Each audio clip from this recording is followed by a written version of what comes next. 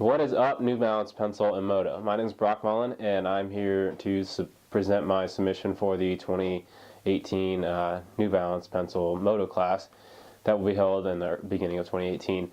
So for this project, we were tasked to design a performance-based shoe for New Balance, and I wanted to create something that was a little bit outside the lines of normal running.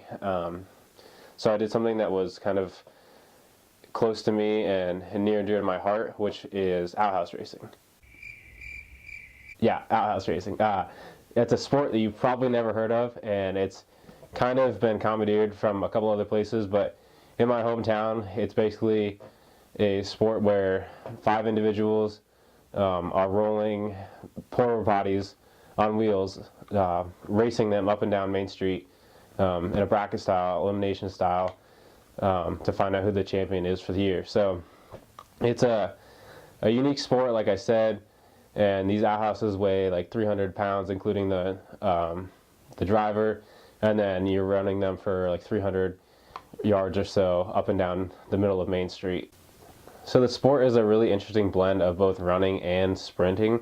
It's based more in a sprint, but it's ran on paved asphalt, and it's kind of a distance challenge as well. So I wanted to design a product that would be able to blend those two worlds together, keeping some functionality of the sprint shoe, which would be like the lightweight, flexibility, the breathability, and then stripping down some of the components of a running shoe, like the added weight that I don't need, but then also keeping some stuff like the responsiveness of the cushioning in the foot of a running shoe, just because it's pavement, and then stripping out parts of the track spike, like the metal plates and the screws that you don't necessarily need to run on asphalt.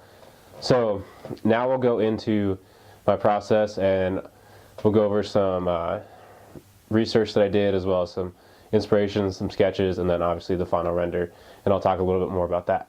So here we go. So here we go, the New Balance outhouse racing shoe. As I explained briefly, it is a unique sport where teams build and race rolling versions of outdoor toilets. The athlete is an outhouse racing veteran and multiple-time champion. He knows the difference in an outhouse race can be just a few tenths of a second. He ran 800-meter track in college and is a resident of Dushore, where the race is held. He needs a shoe that is breathable for heat reduction, with this race being in the dead of summer. Also, lightweight and flexible is important because it is virtually a 300-meter sprint. He looks as well for responsive cushioning to help propel him, and lastly, traction pattern that remains stable and powerful during the expansion and contraction of the foot. I looked at airless tires, recycled and 3D printed wheels, and dyeable polypropylene for inspiration with my materials. For the inspiration of the design, I looked at drag racing cars, as well as futuristic tire concepts. Here are a selection of sketches. So there are just a couple things that I wanted to point out about my design and why it works for outhouse racing.